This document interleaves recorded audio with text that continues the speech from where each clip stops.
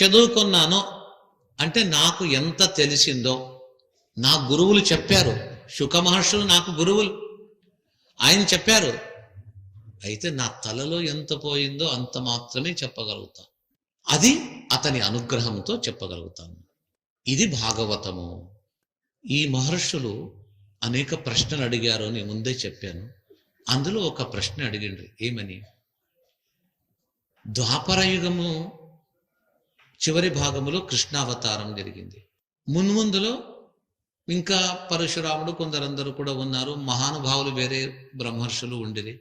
ద్వాపర యుగం యొక్క చివరి భాగంలో కొద్దిగా బ్యాలెన్స్ తప్పింది. సగము సగము, పుణ్యము పాపము, దుర్మార్గులు సజ్జనులు, ఇలాగా ఒక అటు ఇటు అవుతూ ఉండేది. రాను రాను ఈ అధర్మమే ఎక్కువ అవుతూ పోగా దేవతల ప్రార్థనచే మహావిష్ణువు కృష్ణ రూపంగా భూమికి వచ్చాడు. చెల్లాచెదరైన ధర్మము కూడా ఎక్కడో దాగి ఉన్న ఆ ధర్మము కృష్ణుడు వచ్చిన వెంటనే కృష్ణుని పాదములను ఆశ్రయించింది. అప్పుడు ధర్మ వ్యవస్థ బాగా జరిగింది. సగం సగం ఉండే ధర్మాధర్మములకు బ్యాలెన్స్ బాగా కుదిరి పూర్తిగా కృతయుగము సత్యయుగము వలె ధర్మాచరణ బాగా ఉండేది కృష్ణుని పరిపాలనలో. ధర్మము కృష్ణుని ఆశ్రయించి ఉండింది. కృష్ణుడు వెళ్ళిపోయాడు, పరంధామకు పోయాడు. ఆ కృష్ణుడు ఉపదేశించిన జ్ఞానము కూడా కృష్ణునితో పాటు వెళ్ళిపోతూ ఉండింది. ధర్మము తనకు దారి ఎలాగా అంటే చెప్తున్నా, కృష్ణే స్వధామోపగతే ధర్మజ్ఞానాధివిస్సహ కలౌ నష్టదృశం పుంసాం పురాణార్కో మనోదితః. కృష్ణుడు తన యొక్క ఇంటికి తాను వెళ్ళిపోగా, తన ఇల్లు ఏది వైకుంఠానికి పోగా, కృష్ణుడు ధర్మం ఆలోచించి ఏం చేయాలంటే కృష్ణుడు సూచిస్తాడు, నువ్వు ఎక్కడ పోవద్దు, నా రూపం ఇంకోటి ఉంది, అక్కడే ఉండు. కృష్ణుని సాన్నిధ్యము కృష్ణుడు వెళ్ళిపోయినా ఇంకా తన సాన్నిధ్యాన్ని అక్కడక్కడ ఉంచి వెళ్ళాడు. ధర్మము కూడా కృష్ణుని ప్రతిరూపమైన జ్ఞాన భక్తి వైరాగ్యముల సమ్మేళనమైన ఈ భాగవత గ్రంథము కృష్ణుడు వెళ్ళిపోతుంటే సూర్యుడు అస్తమించినట్టుగా అయిందట. సూర్యుడు అస్తమిస్తే ఇక రాత్రి కదా. అయితే అప్పుడు సూర్యుడు అస్తమించినా ఇంకొక సూర్యుడు ఉదయించాడు. ఒక సూర్యుడు పోతే ఇంకొక సూర్యుడు వచ్చాడు. కృష్ణుడే ఆ సూర్యుడిని ఉదయించేటట్టుగా చేశాడు. ఆ సూర్యుడు ఎవరు? వ్యాస మహర్షి. కాబట్టి ఒక దీపం ఆరిపోతూ ఉంటే ఆరిపోయేటప్పుడు మరొక దీపం వెలిగిస్తే ఆ దీపం పోయినా ఈ దీపపు కాంతి ఎలాగుంటుందో అదేవిధంగా కృష్ణుని కాంతి, కృష్ణుని ప్రభావముచే విశ్వమంతా ధర్మ జ్ఞానములచే భక్తిచే నిండిపోయింది. ఎక్కడ చూచినా ధర్మాచరణ. అయితే ఆ ధర్మాత్ముడు పోగా మరొక ధర్మాత్ముడనే దీపము ఇంకా వెలుగుతూ ఉంది. కాబట్టి ఆ ధర్మము ఆ ధర్మాత్ముని ఆశ్రయించింది. అతనిచే రచింపబడిన వ్యాస భగవానులచే రచింపబడినటువంటి మరొక సూర్యుడట. సూర్యుడు ఇంకొక సూర్యుడు. ఏ సూర్యుడు? పురాణార్కః అమునోదితః. పురాణమనే సూర్యుడు. పురాణములలో సూర్యుని వంటివాడు. అష్టాదశ పురాణముల్లో మిగతా పురాణములు నక్షత్రముల వలె అయితే ఈ భాగవత పురాణము సూర్యుడట. పురాణార్కః. అర్క అంటే సూర్యుడు, పురాణార్కుడు అంటే పురాణమనే సూర్యం. ఇది భాగవతం. ఈ భాగవతం అనే సూర్యుడు మరొక సూర్యుడైన వ్యాస భగవాన్ని ముఖారవిందము నుంచి వెలువడింది, ఉదయించింది.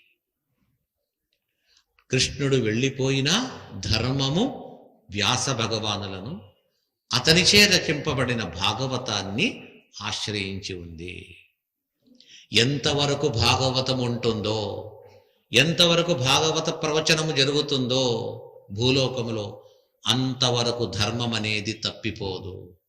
కాకపోతే ధర్మము యొక్క పర్సెంటేజ్ తగ్గవచ్చు, ధర్మం అనేది పూర్తిగా పోయింది అనడానికి మాత్రము సాధ్యము లేదు, వీల్లేదు. ఇలాంటి భాగవత రచనను గావించి తర్వాత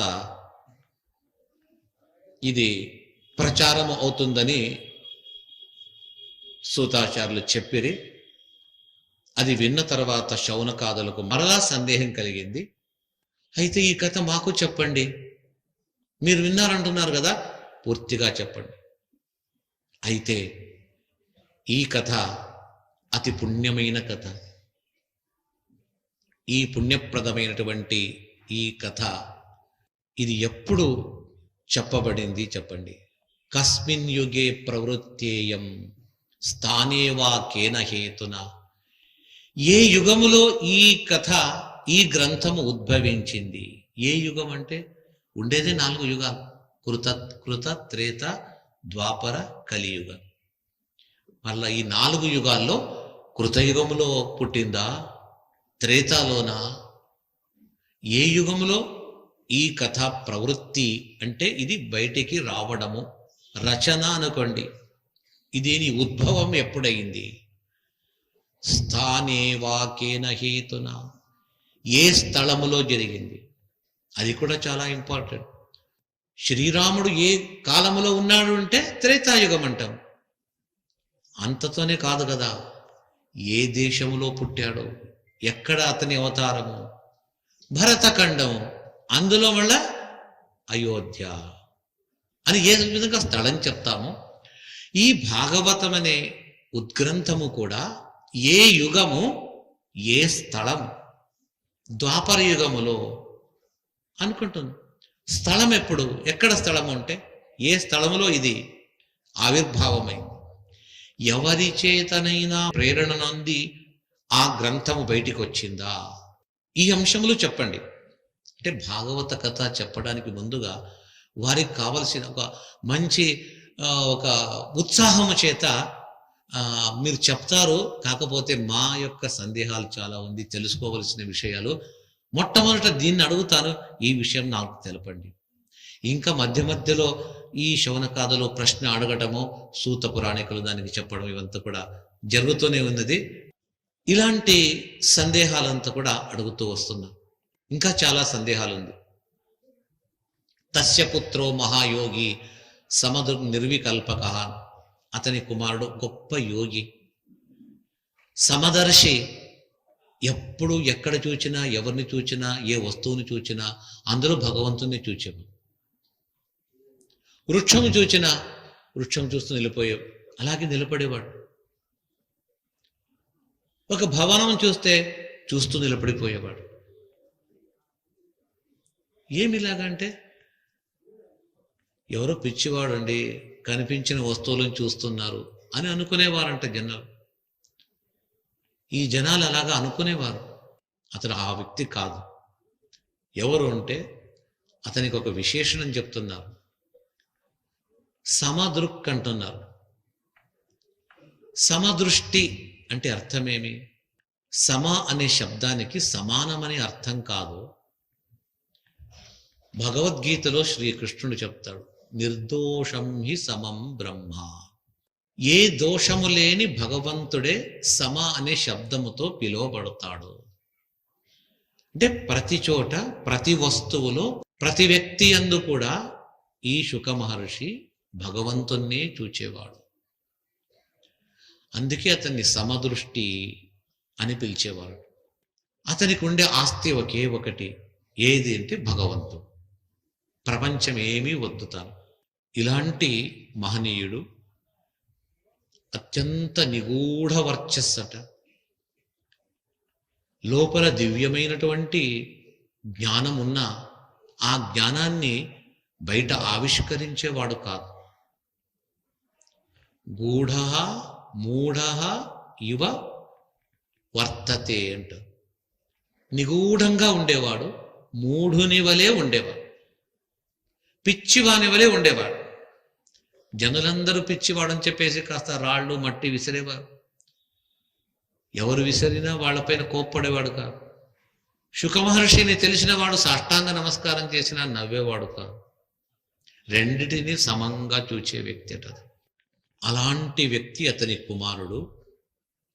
ఆ కుమారుని యొక్క చరిత్ర కూడా నాకు తెలపండి. భాగవతము తెలుసుకోవటం ఎంత ముఖ్యమో, భాగవత ప్రవర్తకుడైనటువంటి శుకమహర్షి జీవనం తెలుసుకునేది అంతే ముఖ్యము. అతడు ఈ వ్యక్తికి భాగవతం తెలిపారు. ఎందుకు నాకు కొద్దిగా అది పొందుక సరిపోవటం లేదు. ఇది మహారాజు అతడు ఒక పరమ వైరాగ్యశాలి. ఇద్దరికీ ఏ విధంగా ఒకరికొకరి కలుసుకొనడం జరిగింది. ఒకే ఊర్లో ఉండేవారు కాదు. శుక మహర్షి ఊర్లో ఉండే వ్యక్తి కాదు, అరణ్యంలో ఉండే వ్యక్తి.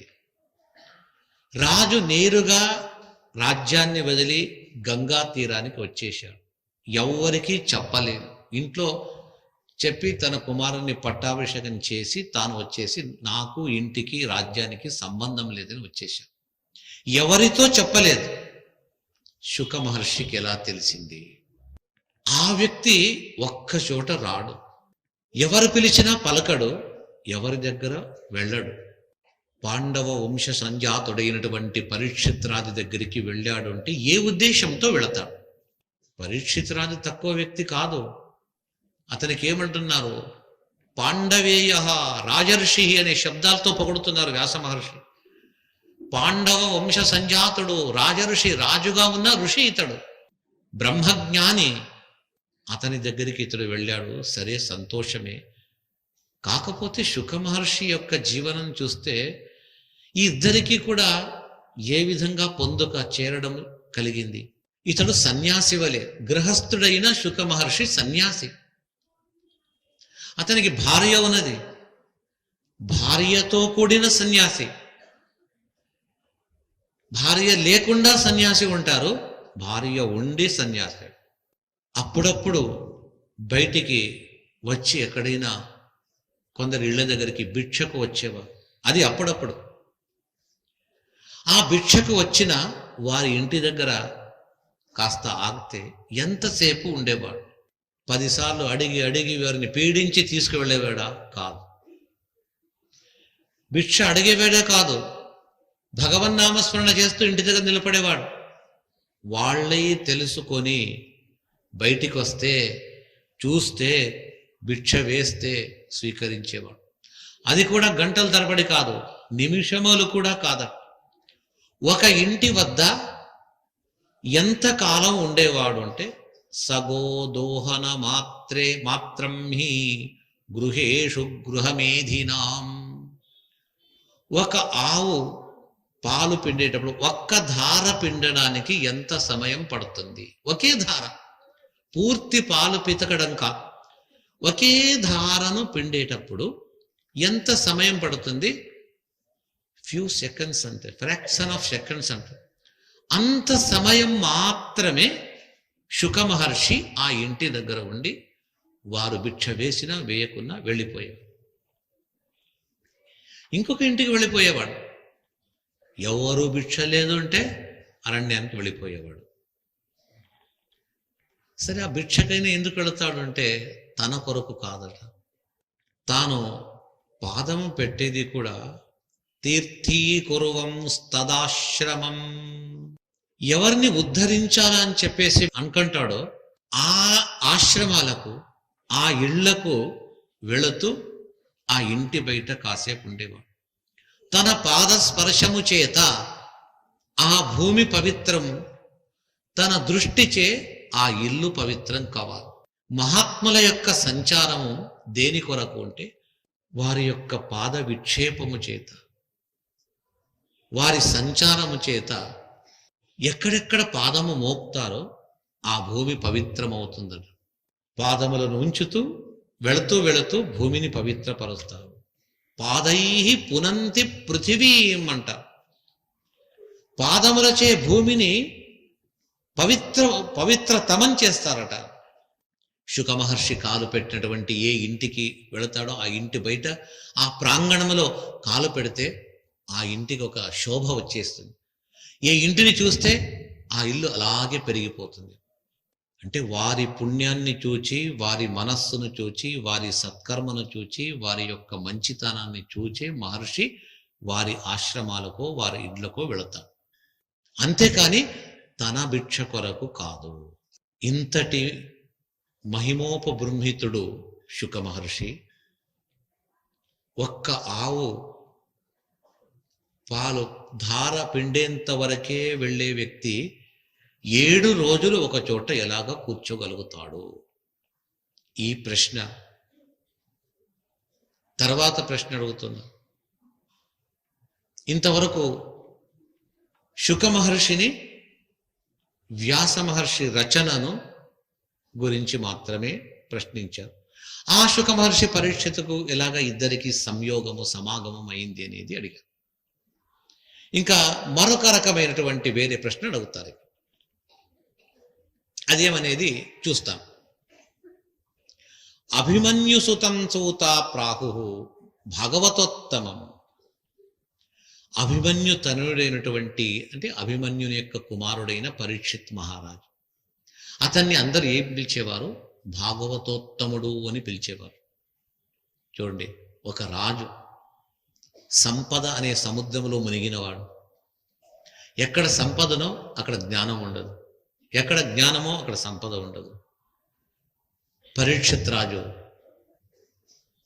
సప్తద్వీపములతో యుక్తమైన భూమండలాన్ని పరిపాలించే వ్యక్తి. అపార సంపద, ఆ సంపద అనే సముద్రంలో మునుగుతూ ఉన్నాడు.